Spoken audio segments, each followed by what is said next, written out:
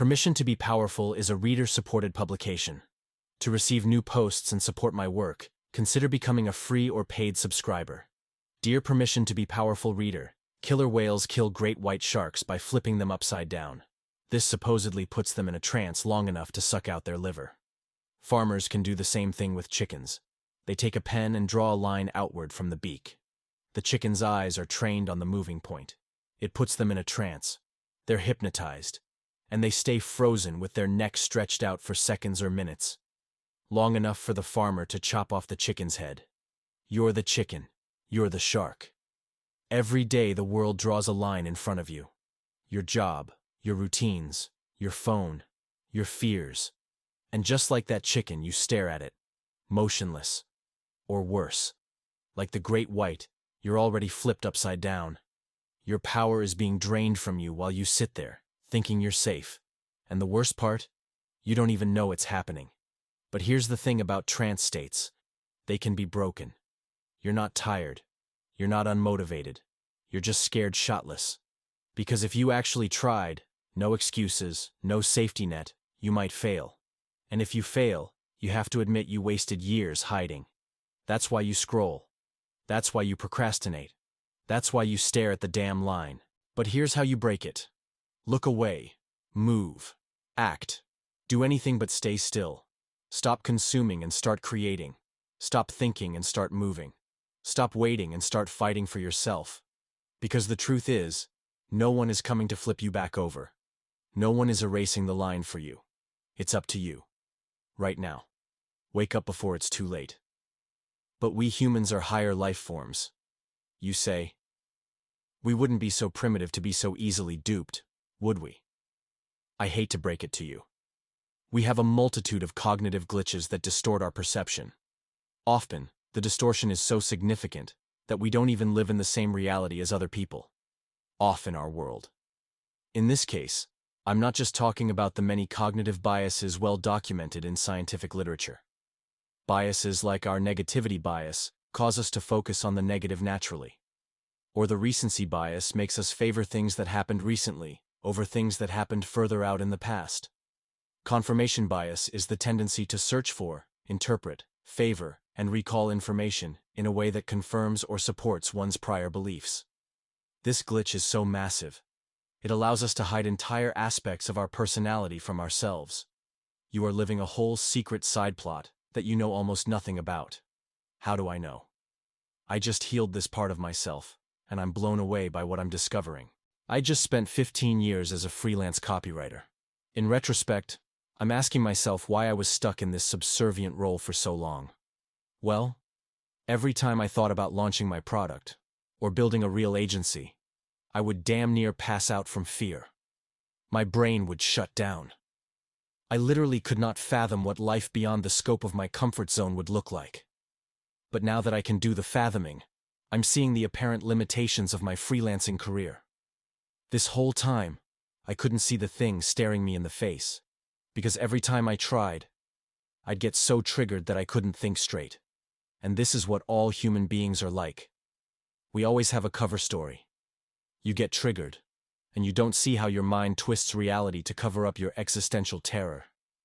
This is your inner child having a severe meltdown.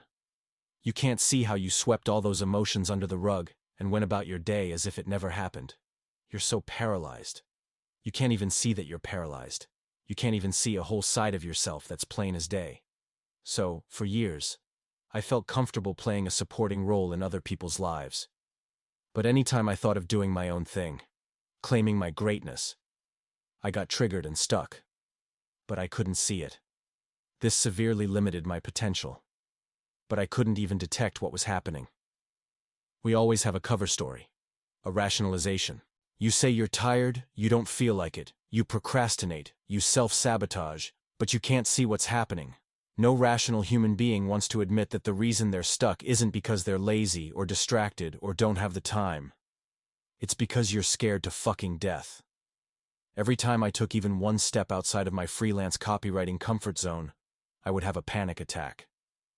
The fear was overwhelming. That's what made it undetectable. It was more terrifying than I could even fathom, by at least an order of magnitude. Humans are so irrational. It's wild. But we can't see it. The mind plays tricks to keep you asleep. This conspiracy runs so deep that it's almost like saying The Matrix was a documentary. You're walking around. The Earth seems flat. That's because the Earth is so big. Too big to fathom. Too big to detect its roundness.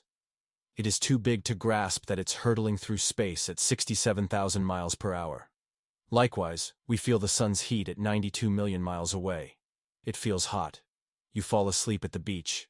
You get a sunburn. So you tell yourself you know how hot the sun is. But your mind can't process the fact that the sun is 27 million degrees Fahrenheit. That's off the Richter scale. That more or less explains why we can't detect what's happening while we're triggered.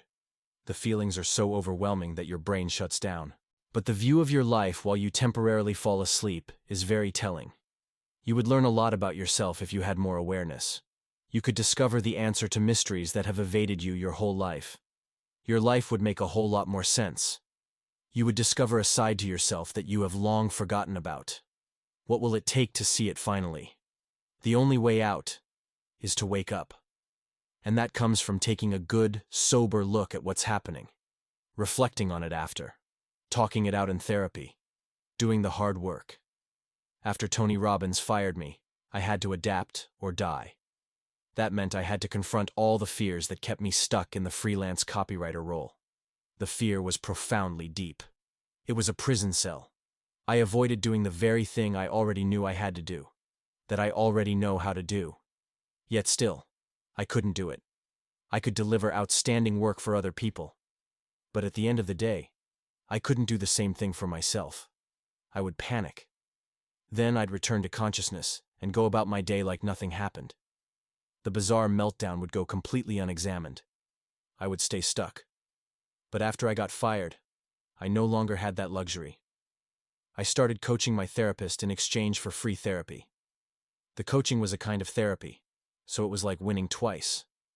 Teaching others affirms what you know. It helps you to see yourself anew. Your knowledge deepens. Something about talking with someone every week about business got the ball rolling. It was enough to plow through when I got triggered. And I had space to process what had happened after the fact. I'm so shocked at how terrified I was underneath it all. It was the only thing standing in my way. I didn't need new knowledge. I needed to unparalyze myself. After that, I produced new content and reinvented myself enthusiastically. A lot of the time, you don't need more knowledge, more insight. You need to face yourself. Now that you see the truth, how much longer will you pretend you don't? You can't unsee it. So what are you going to do? What happens next is on you. Until next time, Anton Dancer, writer, Buddhist. Permission to be Powerful is a reader-supported publication. To receive new posts and support my work, consider becoming a free or paid subscriber.